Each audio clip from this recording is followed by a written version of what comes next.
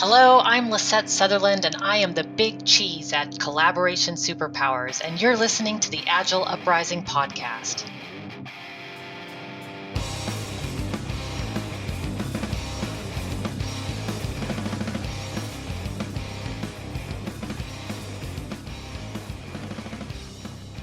Greetings and welcome to another edition of the Agile Uprising podcast. I'm your host, Jay Hersko. Join with me, I have my good friends, Mike Caddell. Howdy, y'all. And Claudia Orozco-Gomez. Hello. Hello, thank you both for joining. And the topic of this episode is we are going to do another in our Should I Take This series. And the course we're going to be talking about today is a course that all three of us attended at the same time, which should lead to some interesting discussion. We attended one of the Agendashift workshops titled Strategic Mappings with Outcomes. So for those devoted listeners, you may remember that Mike Caddell and I took one of these courses earlier in the year. I think it was Leading with Outcomes. So this is one of the next steps in the Agendashift process, which is all around strategic mapping. So before we go into the course itself, I'm going to start with the random question, and I'm going to start with you, Claudia.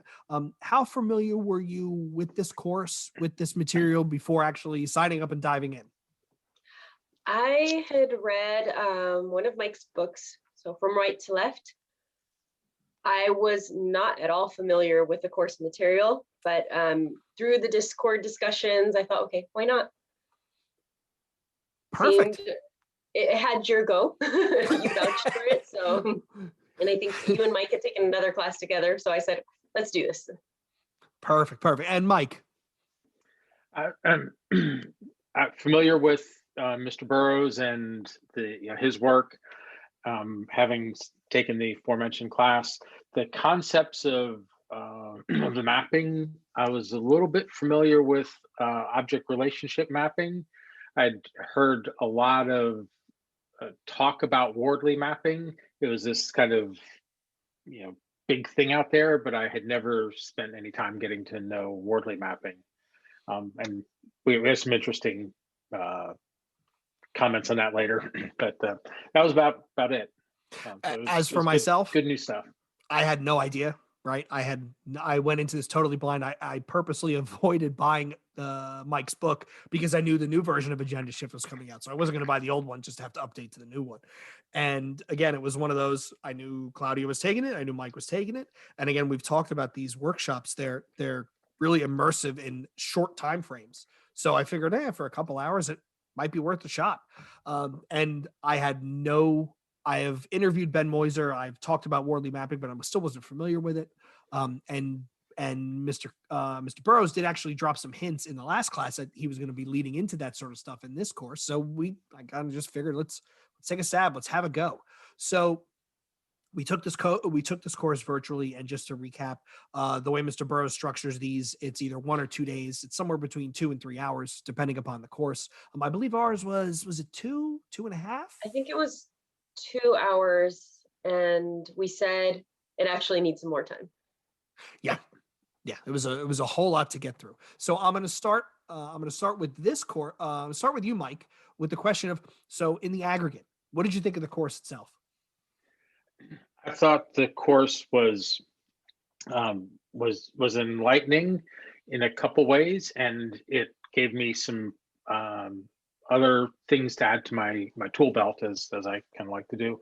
And what was enlightening to me was how we can take the concept of a concept that's vague and hazy, if you will, and then through the mapping and that kind of the structured process that's introduced through the course material, that vague, hazy concept can become much more clear and well understood. And using similar kind of things in, say, decomposing a big idea into a feature backlog, there's a lot of applicability. What did you think, Claudia?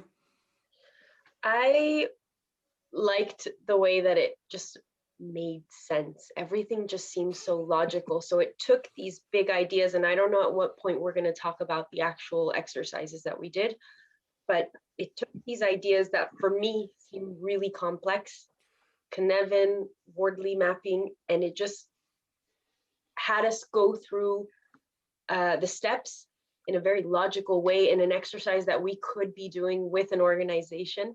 So it made sense to me. It kind of made me think, okay, I can understand this. Yeah. Claudia, you remind me the way Mr. Burrows introduced Cynefin and the four quadrants. That was another takeaway that I'd kind of forgotten about, because that is a very simple way to explain the whole concept of Cynefin to people. Sometimes when you try to explain Cynefin to people, you just see the deer in the headlights look. But yeah, and how you would actually apply it, and what sort of situation is it applicable? Yeah. That's the other thing I take away from all of Mr. Burrows' courses is it's almost all praxis. It's all applicable. Here's the theory, but here's how you use it. And he kind of backs into the theory by starting with the exercise, which we'll start with talking about that now. But that's what has most impressed me with all the Agendashift courses, the two that I've taken, is Mike actually starts with here's the physicality of it, here's how you do it. And as you're working yourself through the exercise, he's adding the color commentary of, okay, so here's the theory behind this, and here's why you want to do this. And like to your point, Claudia, at the end of this course, you literally walk away with things you can use. Coming out of this 2-hour session, I can swivel to my laptop, my work laptop, and start using this stuff, which is really kind of wild. And full marks to Mr. Burrows for not using a single PowerPoint slide in the class, and it was still immersive. Right. Yeah, he deserves a special award for that one. So let's talk briefly about the exercises themselves, because this is the part I thought was really, really cool. So we start with what Mr. Burrows titles option approach mapping, right? Which is Cynefin by another name. But he purposely has said, I don't introduce Cynefin. I want you to think about the theory behind it, do the exercise. And then from there, he introduces that whole complex, complicated, clear, and chaos. And this to me was the one that resonated the most, because to give a little bit for the listeners, to give a little bit of background on the actual exercise, there's 4 quadrants set up on a piece of paper. And you start with all your options and all your ideas, and you map to, is there an approach that everyone can agree on? Is there no known approach that's immediately apparent? Is there not one right approach, or is there an approach that an expert or someone who's done research has determined, right? And when you start putting your ideas into these quadrants, and it really makes you think about, well, is my idea cockamamie or is it not? And is this something that, Claudia, as my business sponsor, is going to ask me to do? When we go through this, she's going to understand, well, there is no one right approach or wrong approach. There's a multitude, right? That for me was the most powerful, because as you're going through the exercise, the people who are doing it with you can start to see, well, maybe my idea really isn't too well defined because it's too vague. What did you think, Claudia? Yeah, I liked the whole debate that it sparked around. So just for context, we had a set of Post-its on a Miro board with different concepts, different ideas. So I'm looking at it right in front of me now. One of them was customer referrals. Where would you put that? Is that something that we can agree on? Is that something there's, coming back to what you're saying, what you were explaining, no known approach, etc. So all of these Post-its that we were classifying, and with the group having that debate, going through the actual exercise, it's just, we all have similar roles, similar experience, and I like the way that we could actually go through that exercise, go through the discussion. What would it be like in real life? Mm-hmm. Mm-hmm. Mike, thoughts? Yeah, it's kind of agree with Claudia's perspective, and what really jumped out to me is it it gives you very easily relatable criteria, if you will. So the concept of there's no one right approach and experts are going to disagree. Sounds like you got a bunch of agile coaches in a room. Versus there's an approach we can all see and agree on. So those hints or those criteria for which quadrant to land an option in, really just cut, like Claudia said, it kind of cuts through the confusion and gives you something very easy and clear to focus on and use as a guidepost. Yeah, I would agree wholeheartedly. The fact that, and like Claudia said, when you work through this exercise with people, there's some epiphanies that come out, right? There's some insights that it's the simple act of putting a Miro, we use Miro, but to putting a Post-it on a board creates some insight. And to your point, Mike, about a bunch of coaches in a room, while a group of geese is a gaggle and a group of turkeys is a rafter, do you know what you call a group of coaches, agile coaches? Oh An gosh, I know this. argument. It's an argument. Trademark J Horsecow 2021. All right. So the next exercise we did, which was, this is the one that really like blew my mind, right? This was option relationship mapping, which is, again, Mr. Burrows does a great job of hiding the theory behind the application. It's Wardley mapping, right? I have read multiple books on Wardley mapping. I follow Simon Wardley. I didn't understand in a practical way how to do it. And yet this exercise made it just totally, I did the Ben Young, my head just exploded. Mike, what were your thoughts on this? Be totally candid, I was kind of lost at the start of this. So I trusted the process. I trusted my teammates. Claudia was one of my awesome teammates. And I believe that Mr. Burrows kind of has a few things figured out. So it's like, all right, let me go with it. So I just kind of disengaged my tendency to kind of jump forward and see where it's going, and just kind of went with the process. And after we got through this, I looked back and I was like, oh, I see now. Why? So just, yeah, you're kind of trusting the process. But that took some intestinal fortitude, because that's right. I tend to want to understand how the whole thing fits together before I start.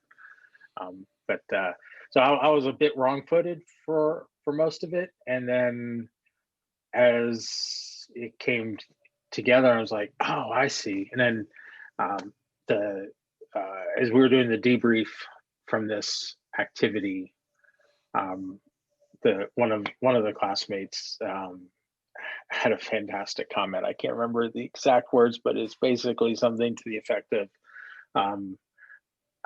everybody tried to explain Wardley mapping to me and I couldn't figure it out. Now this explained it, and all of a sudden it makes sense. Or something. Yeah. Matt said that. He said something like, I've listened to Simon speak a bunch of times and I never got it. Now I get it, which is, it's really powerful. Again, here we go with the Mr. Burrows great model collider, right? Yeah. He's just throwing it all together. What did you think, Claudia? I'm on the same page as Mike. I was kind of hoping Mike would help guide me through that because I was lost. So we've got the Miro board on one hand, and we've got kind of the detailed instructions on another sheet.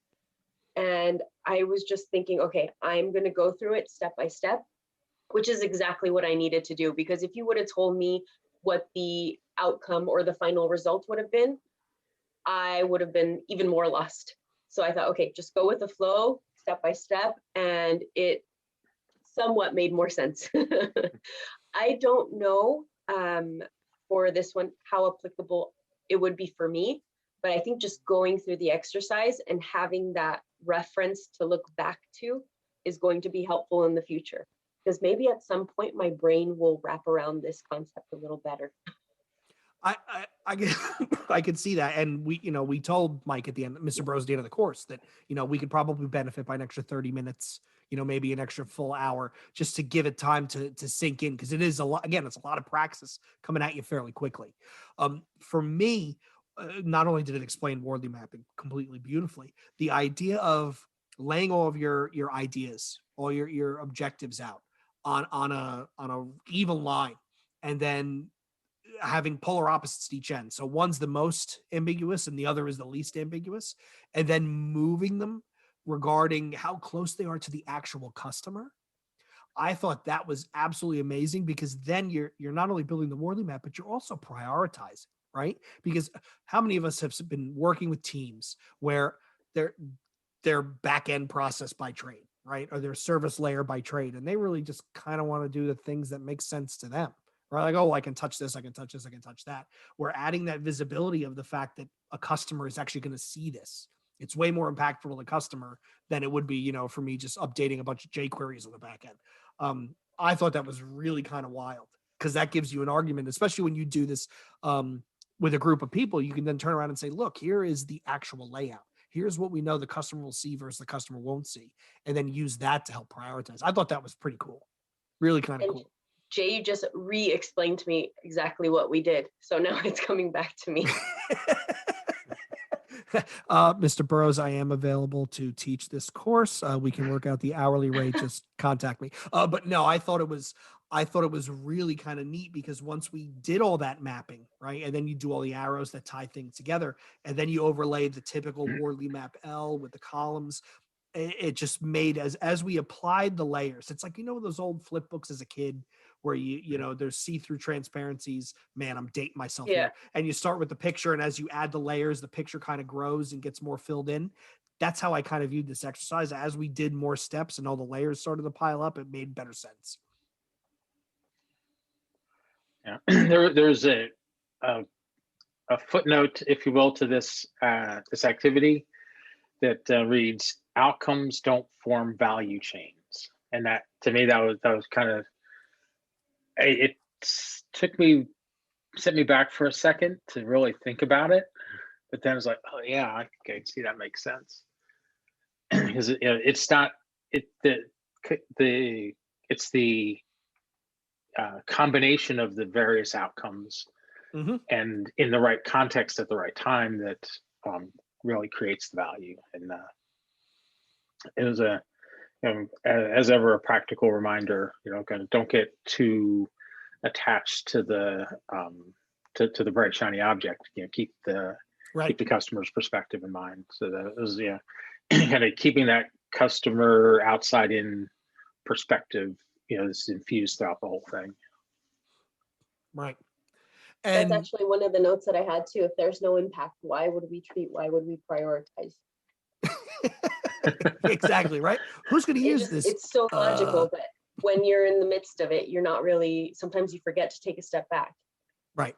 It's but there's, again, this is, and I'm not trying to toot his horn, but this is where I'm really impressed by some of Mr. Burrows' work. Is there's a lot of brilliance just kind of just thrown in there, like not haphazardly. It just happens by natural way of him explaining what he's thinking. And you kind of step back with this bullet and you're like, well, shit, I was doing that wrong. Or, wow, that's something I never even thought about, but just the way he phrases it. And same thing when we read right to left, right? There was so much in there. I killed 2 highlighters I should have just highlighted the whole book and been done with it. The next exercise, which is the last exercise in our class, again, it was a fairly short window, was pathway mapping. So this one is the one where I kind of got I could have used a little bit extra time to get my head wrapped around it. But the way I understood it was it's kind of like doing a user story map where you start with, there's predetermined columns, which is refine, improve, manage, balance, address, and pursue. And then you kind of slot your strategies, your ideas into those columns, which kind of builds you a pathway. Did you both get the same kind of takeaway? I'm going to start with you, Mike. What was your takeaway on this one?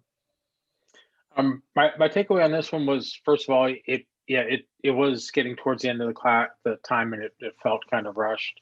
And what this really spoke to me was, this was a way to really get clear on what that outcome or that idea or initiative is going to do for you. So it kind of helps get a real lucid grip on why you would want to do this and where it fits into the whole life cycle, which then, kind of to your point, Jay, again, it helps you figure out how they all relate to each other. What'd you think, Claudia? Yeah, I agree with both of you. This is the one that we kind of had to squeeze in at the end. And I think it would have been the one to have made the most sense, because this is where you're actually deciding, okay, what are we ready to work with? What is concrete enough? What can we actually start delivering or start getting out there? Yeah, and the kind of the thought provoker that was used in this exercise is when you're sequencing things or prioritizing things, is this before that. Mhm. So, would I, not to say this is more important or not, but would I do this one before that one or not? And it just gave me another, a different way of thinking about prioritization and sequence. Right. Right. And then the whole idea of having things above the line, right? Right. Thematically Yeah. above the line, right? That's what we do in user story mapping. And that, again, it's you keep chipping away at what you're planning to the point where you end up with a pretty good homogenized plan that everybody gets. Okay, well, the least ambiguous stuff is kind of over here, but this is the stuff that we really kind of get, and this is what we really want to do. Yeah, so there's always that, there are multiple dimensions to what we're working with. In each of these maps, there were multiple dimensions. So in this one, we've got, is it concrete enough? Is it above the line or not? What step or where do we attack first? So there's always kind of that multiple ways of looking at it, of prioritizing your ideas, of figuring out what is actionable or not. So I'm going to ask this question, Claudia. I'm going to start with you. So if you had to suggest this course to someone, who would you suggest it to? Whom would you suggest it to? Is there a particular role, someone who has a particular job function that you think would really get some mileage out of this? I think you need to be somewhat initiated. Even though I feel Mike does a really good job of walking you through it.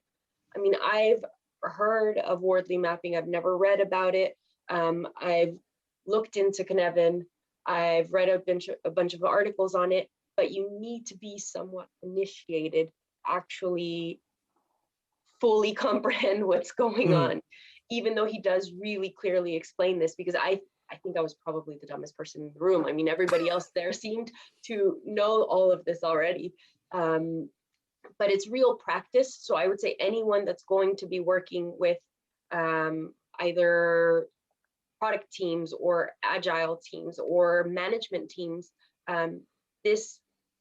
it's concrete work, it's concrete practice to actually get from the initial idea of strategy, of product, of whatever it is that we're trying to start, and work our way through it so that we have something that's actually actionable.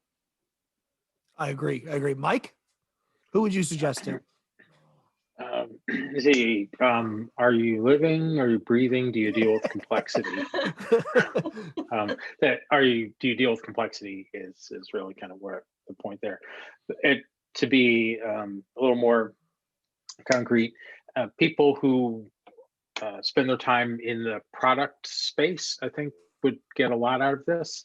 And I think you could also take the same models and the same approach and apply it in any place where you are dealing with a bevy of options and the path forward is not clear. You could apply this, you could take it to an NGO that's trying to figure out how to best apply a grant. You could, really any place where you need to discern the most valuable path forward.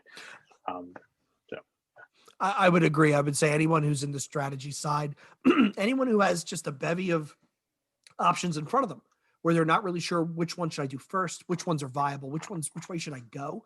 These 3 quick exercises done in fairly short order could probably give a lot of transparency into what are my best choices, what are my best odds for success, what are the ones that I should probably pick off first because I know I'll get the most mileage out of them.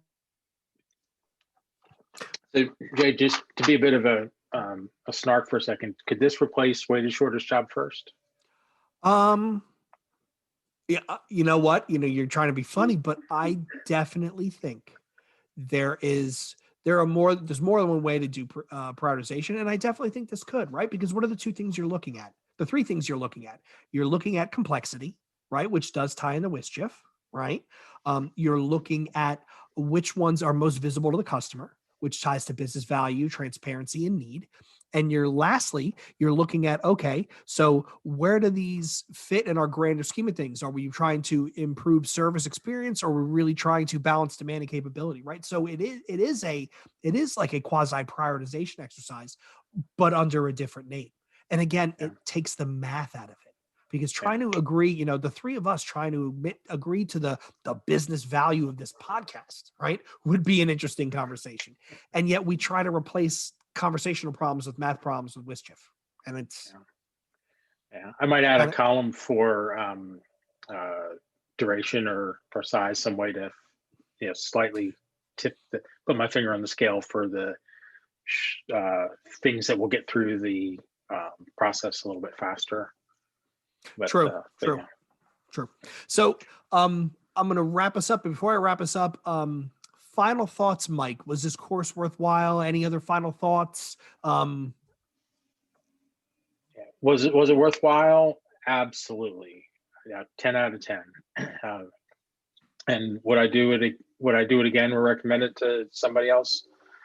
Absolutely. I think kind of summarizing a thread that's been through this discussion is that the work that Mr. Burrows has put forward into the community is focused and practical, and this is an example of it. And also want to echo Claudia's perspective that you'll get more out of it if you can spend a little bit of time kind of getting you're familiar with the world a bit, the world that of Agendashift a little bit, but also the bang for the buck is substantial. I mean, for the money that it costs, the impact and the value is definitely there.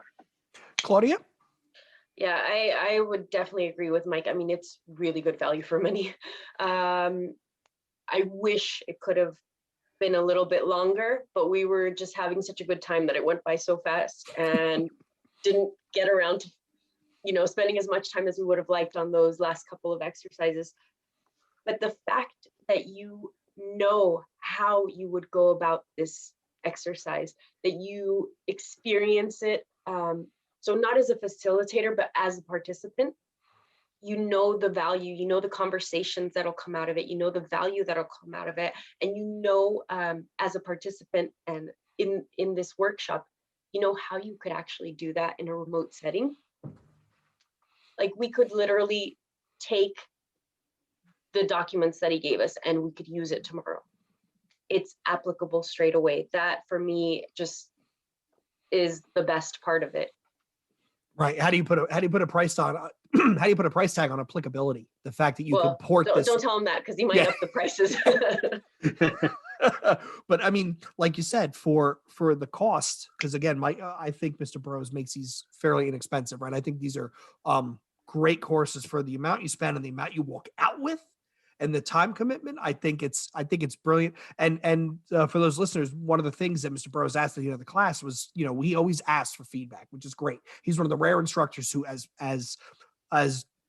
pointed as he is with the material, he always makes sure to take some time at the end to do a quasi retrospective. And everyone in the class, I mean, there was like, what was there, a dozen of us, 16 of us? Everyone agreed we should get another half hour at least, if not an hour. Right. And Mr. Burrows said, yeah, okay, well, that makes total sense. Going forward, I am going to add that padded time to give you all more to digest. And again, the fact that he's responsive to that kind of feedback and actively looks for it is pretty wild too. Because most classes, you walk in, they lecture at you, here's the link to your exam, go get your cert and go. It's a very interactive conversation. And, truth be told, we could reach out to Mike right now. We probably could have conference him in and he would have just hopped on and recorded with us, which is pretty great. But I will echo what both of you said.